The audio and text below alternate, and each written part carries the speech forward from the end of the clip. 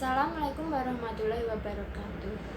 Kami dari kelompok 7 yang beranggotakan saya sendiri Nurika Yulastuti MPM 089, Reni Apriani MPM 053, Erliana Khawrinisa MPM 071, dan Nur Indah MPM 114 akan mempresentasikan mengenai mengelola ide dan gagasan.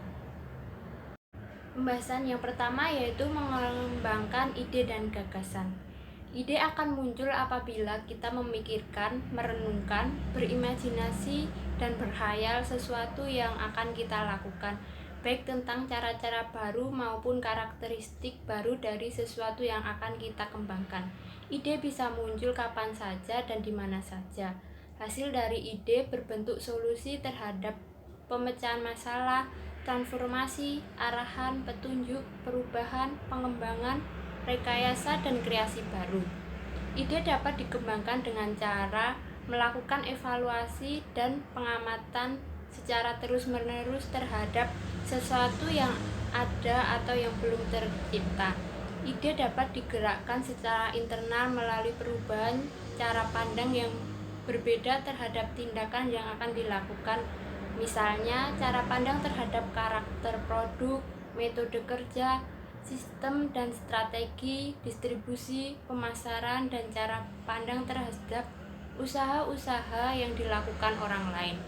Apakah karakter produk, metode, strategi, sistem, distribusi, pemasaran, dan usaha yang dapat diubah, dimodifikasi, dikembangkan, dan direkayasa karakternya sehingga melahirkan sesuatu yang baru dan berbeda, baik dari sisi manfaat maupun kegunaan. Dengan cara berpikir dan cara pandang seperti itu, ide-ide akan muncul. Gagasan adalah kecenderungan untuk menggunakan ide-ide dalam bentuk tindakan untuk menciptakan sesuatu, baik dalam bentuk modifikasi terhadap sesuatu, barang atau jasa, maupun modifikasi terhadap cara atau metode itu sendiri. Gagasan akan muncul bergantung pada pola pikir seseorang. Pola pikir itu sendiri ditentukan oleh persepsi terhadap sesuatu berdasarkan pada pengetahuan, pengalaman, perasaan, penglihatan, dan pemahamannya. Dengan demikian, hal tersebut dapat mempengaruhi persepsi, pola pikir, ide, dan gagasan. Semakin tinggi ilmu pengetahuan, pengalaman, dan kecakapan orang akan banyak ide-ide gagasan yang muncul, maka akan semakin kreatif. Kreativitas muncul dengan dua cara, yaitu cara yang dimunculkan oleh seniman melalui perenungan, kemudian diwujudkan dalam kegiatan nyata seperti seni musik, seni drama, pertunjukan, dan lain-lain. Sementara itu, cara yang diwujudkan oleh ilmuwan ialah berupa observasi, penelitian, dan eksperimen. Selanjutnya, Alfred Huygens dalam artikelnya Dorongan Kreativitas dan Prakarsa Karyawan yang disunting oleh Daltem 1992 mengemukakan bahwa agar pikiran menghasilkan, maka perlu tantangan, stimulasi, latihan, dan tindakan. Gagasan muncul dari meminjam, memperbaiki, menggabungkan, memodifikasi, dan mengasosiasikan fakta-fakta baru dan mencoba untuk menerapkan teknik-teknik serta gagasan-gagasan dalam bidang lain. Menurut Daltem 1992, ada beberapa teknik mengembangkan potensi kreatif, yaitu sebagai berikut. 1. Tulislah gagasan-gagasan yang muncul, kemudian segera evaluasi dan analisis gagasan-gagasan tersebut sebelum gagasan tersebut hilang. Kedua, catatlah hasil pengamatan Anda baik dalam proses operasi atau produksi kerja maupun rintangan-rintangan. Yang ketiga, ajukanlah pertanyaan-pertanyaan untuk merangsang aliran gagasan, seperti bisakah Anda menggunakan sesuatu yang lain? Bisakah Anda melakukan penggunaan yang lain jika diubah dan lain-lain? Yang keempat, tetapkanlah saran dan batas waktu. Saran yang realistis, dapat diukur, dan tepat waktu merupakan pendorong untuk menghasilkan gagasan-gagasan. Selanjutnya yaitu bagaimana cara mengembangkan gagasan. Joseph G. Mason dalam artikelnya Cara Mengembangkan Gagasan yang disunting oleh Aldaltem 1992 mengungkapkan bahwa terdapat 4 sifat utama yang membuat seseorang kreatif, yaitu 1. Kepekaan terhadap masalah. Kepekaan terhadap masalah adalah kemampuan untuk mengenali masalah. Bagi seseorang yang peka terhadap masalah, akan berpendapat bahwa apa-apa yang telah dikerjakan dapat diperbaiki menjadi lebih baik. Banyak cara dan jalan untuk memecahkan suatu persoalan, asal kita berpikir kreatif untuk mencari cara yang terbaik. Cara termudah untuk mengenali masalah adalah dengan cara memandang bahwa tidak ada satupun yang dikerjakan dengan baik sebagaimana seharusnya. Kedua adalah aliran gagasan. Aliran gagasan sangat bergantung pada aliran mental seseorang. Seseorang dapat mencari beberapa cara untuk memecahkan berbagai persoalan. Semakin banyak gagasan yang dimiliki, semakin banyak menemukan pemecahan terhadap suatu masalah, dan makin banyak peluang untuk menemukan suatu yang baru dan berbeda. Cara mengembangkan gagasan adalah dengan mengamati sekeliling kita, kemudian dicatat, karena gagasan dapat muncul di mana saja. Yang ketiga, keaslian. Keaslian yang dimaksud adalah menemukan sesuatu yang baru dan berbeda untuk melahirkan keragaman. Cara untuk menemukan sesuatu yang baru dan berbeda dapat dilakukan dengan mengubah karakter terhadap cara-cara atau produk-produk yang sudah ada, atau cara-cara baru untuk menerapkan gagasan-gagasan yang ada ke dalam keadaan baru, atau modifikasi baru dari keadaan yang ada. Keaslian diperlukan untuk memenuhi keadaan yang ada dan cocok dengan situasi baru. Cara ini bisa dikembangkan dengan mengembangkan kebiasaan berpikir dan menggunakan banyak pertanyaan-pertanyaan. Yang keempat, fleksibilitas. Kualitas fleksibilitas sangat bergantung pada kesediaan untuk mempertimbangkan berbagai macam pendekatan terhadap suatu masalah. Orang kreatif selalu menggunakan pendekatan dengan berpegang teguh pada satu pendekatan, tetapi fleksibel dan selalu mempertimbangkan pendekatan lainnya. Baik, assalamualaikum warahmatullahi wabarakatuh. Perkenalkan, di sini saya Nur Indah Stuningsih, NPM 114, ingin menjelaskan kelanjutan dari apa yang telah dijelaskan oleh saudara Ika. Nah, di sini menurut Joseph G. Mason ada beberapa langkah cara mengembangkan sebuah gagasan. Nah, yang pertama itu adalah menentukan sebuah masalah tersebut. Yang kedua adalah menentukan fakta-fakta apa yang kita temukan. Yang ketiga adalah mencari gagasan tersebut. Yang keempat adalah mengevaluasi gagasan yang kita telah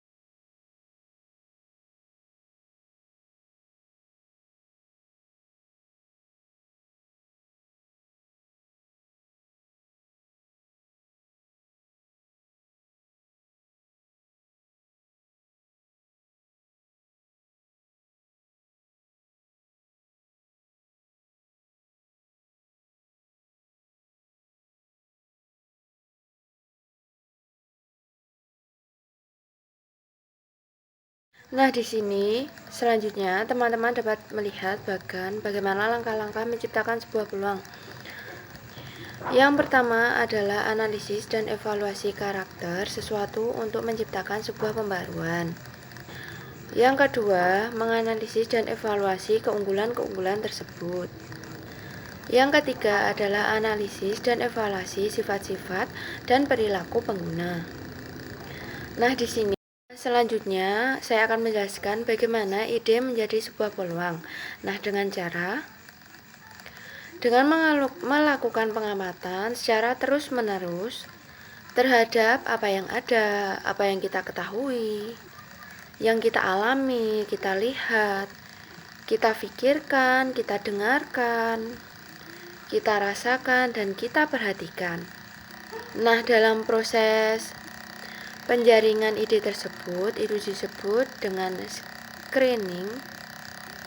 Nah, apa yang dimaksud dengan screening itu adalah cara terbaik untuk menuangkan ide-ide potensi sebuah peluang.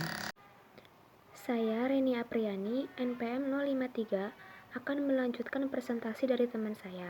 Nah, di sini menurut Zimmerer 1996, untuk menciptakan peluang terdapat beberapa langkah dalam proses penjaringan atau screening dalam menciptakan produk baru berbeda. Di antaranya, yang pertama, amatilah bentuk peluang, yang kedua, analisislah produk dan proses, dan yang ketiga, taksirlah risiko yang mungkin terjadi.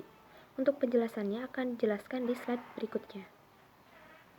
Untuk yang selanjutnya, bila ide itu dimunculkan dalam bentuk produk, cara-cara baru, atau pemecahan baru terhadap masalah, maka produk-produk, cara-cara, atau pemecahan baru tersebut harus berbeda karakternya dibandingkan dengan produk-produk atau cara-cara yang sudah ada sebelumnya, baik dalam bentuk, kegunaan, manfaat, kemudahan, maupun keistimewaan lainnya. Produk-produk atau cara-cara itu harus mengandung karakteristik pembaruan, kebergunaan, dan kemudahan dipahami. Nah, pada perubahan karakteristik seperti itulah nilai tambah produk terbentuk. Ide-ide itu akan muncul apabila kita melakukan evaluasi dan mengajukan pertanyaan terhadap apa-apa yang sudah ada. Misalnya itu, apakah sesuatu yang sudah ada tersebut masih bisa diperbarui dan dikembangkan ke dalam bentuk dan cara lain yang baru dan berbeda. Nah, produk-produk atau cara-cara itu terbentuk tentu saja harus bertambah nilai guna atau manfaatnya. Misalnya itu, apakah produk-produk atau cara-cara tersebut dapat meningkatkan efisiensi dalam penggunaannya? Perbaikan-perbaikan apa yang memberi nilai tambah bagi penggunaannya? Pertanyaan-pertanyaan itu penting dalam menciptakan peluang. Kuncinya adalah untuk menciptakan produk baru berbeda, berguna, dan mudah dimengerti. Untuk yang selanjutnya yaitu mengamati pintu peluang.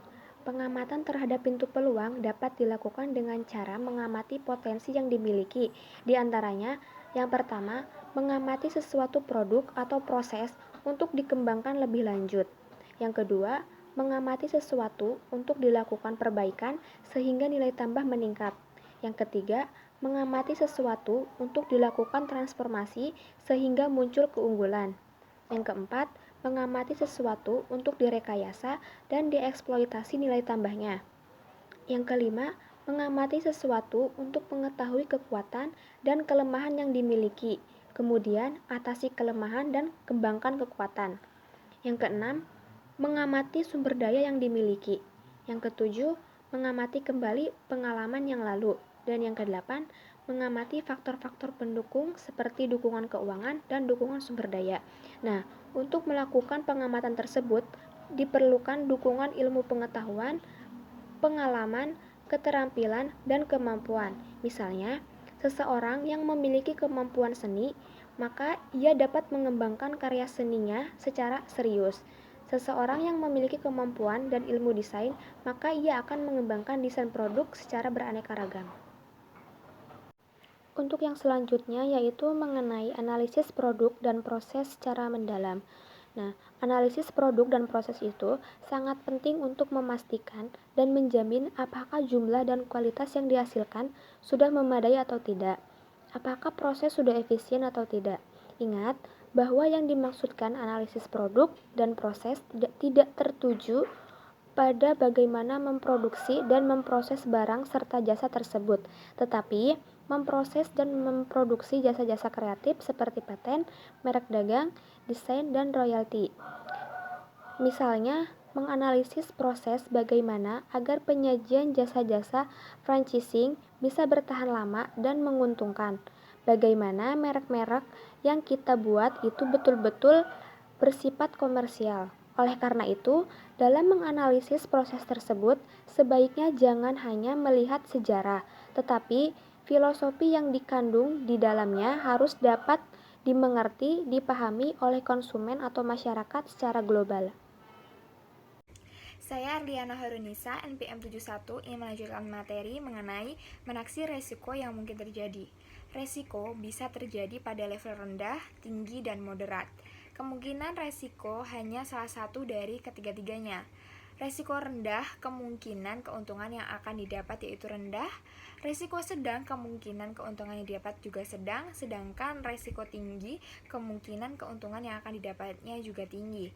Menurut Zimmerer 1992, untuk meminimalkan risiko yang timbul dalam memperkenalkan produk dan jasa-jasa baru, kita harus mempertimbangkan beberapa hal sebagai berikut. Yang pertama ada kesederhanaan atau simplicity, yaitu bahwa apa yang diproses itu harus mudah digunakan atau use friendly.